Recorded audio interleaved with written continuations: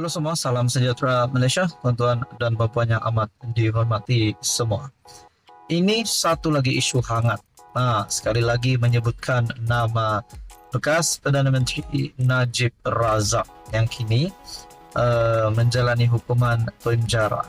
Nak kata Najib dibebaskan, nak kata berkaitan dengan isu baru-baru ini berkaitan dengan tahanan rumah untuk Najib Razak, berkaitan dengan keputusan terkini, kita belum dapat mengesahkan adakah Najib benar-benar akan diluluskan ataupun dapat melepasi apa-apa sahaja halangan sehingga membolehkan beliau untuk ditahan sebagai banduan di rumah.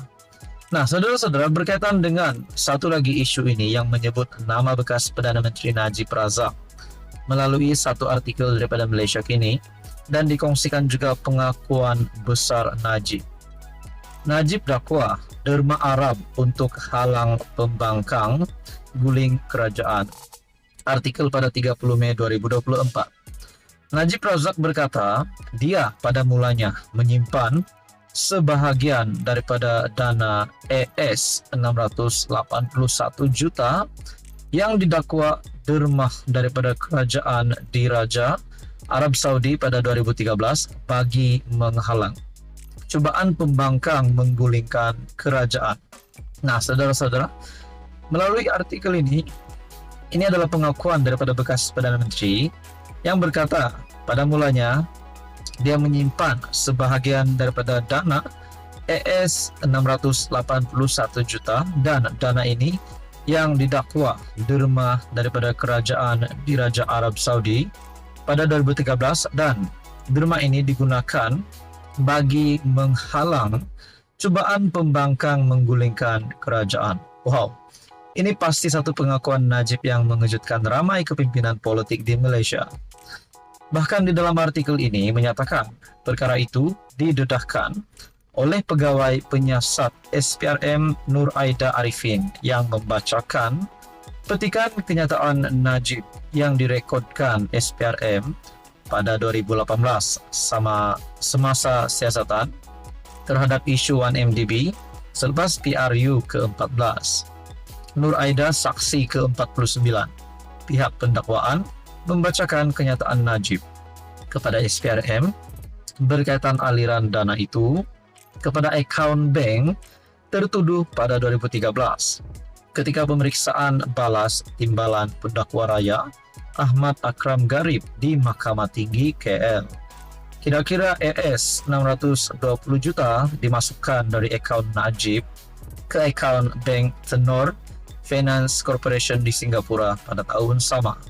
Pasukan pembelaan Najib sentiasa mendakwa bahawa dana itu bukan duit dari 1MDB tetapi daripada kerabat diraja Arab untuk tujuan politik. Berkaitan dengan isu ini Anda boleh lihat di dalam artikel Malaysia Kini dan disebutkan juga pada PRU ke-12 pada 2009 BN hilang penguasaan 2/3 kali pertama dalam sejarah.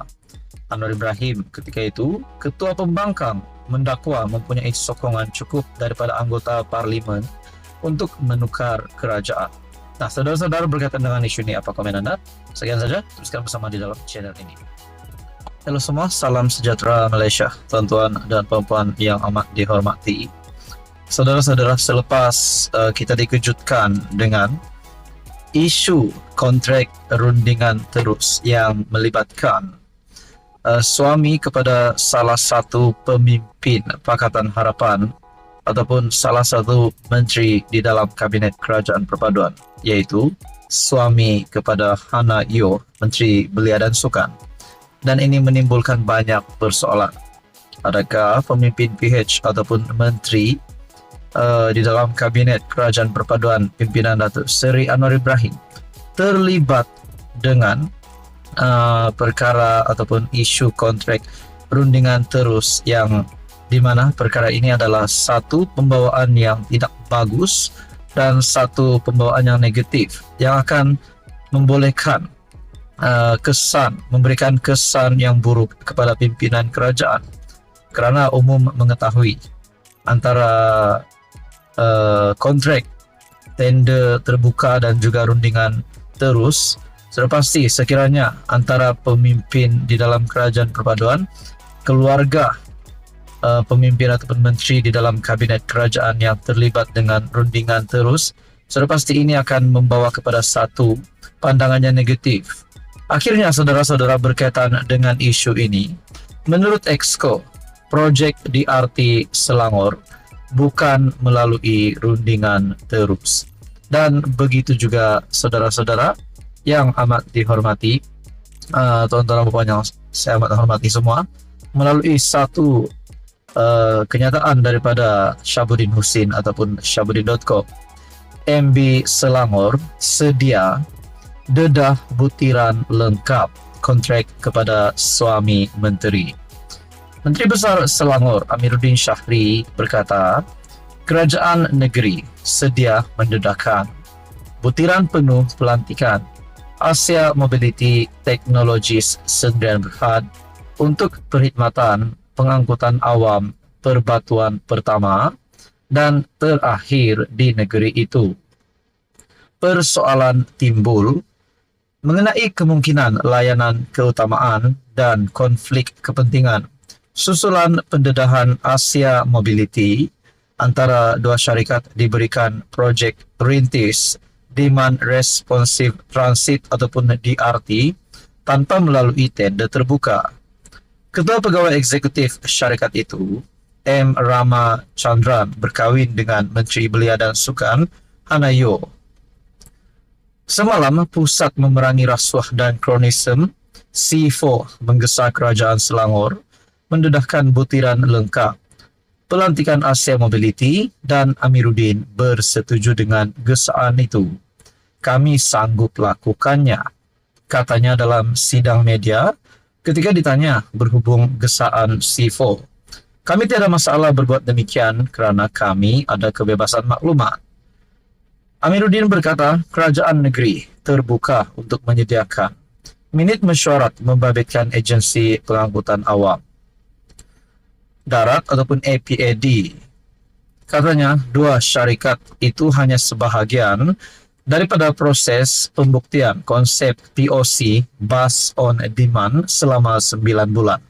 POC ialah kajian kebolehksanaan untuk membuktikan sesuatu idea itu boleh dilaksanakan. Nah, saudara-saudara, perkongsian daripada Syahbudin Husin, Menteri Besar Selangor sedia dedah butiran lengkap kontrak kepada suami menteri. Tulisan daripada Syahbudin pada 30 Mei, manakala Exco pula dalam satu artikel pada 29 Mei menyatakan projek DRT Selangor bukan melalui rundingan terus. Mungkin ini sedikit sebanyak akan membawa kepada kecaman kepada Pakatan Harapan dan Kerajaan Perpaduan.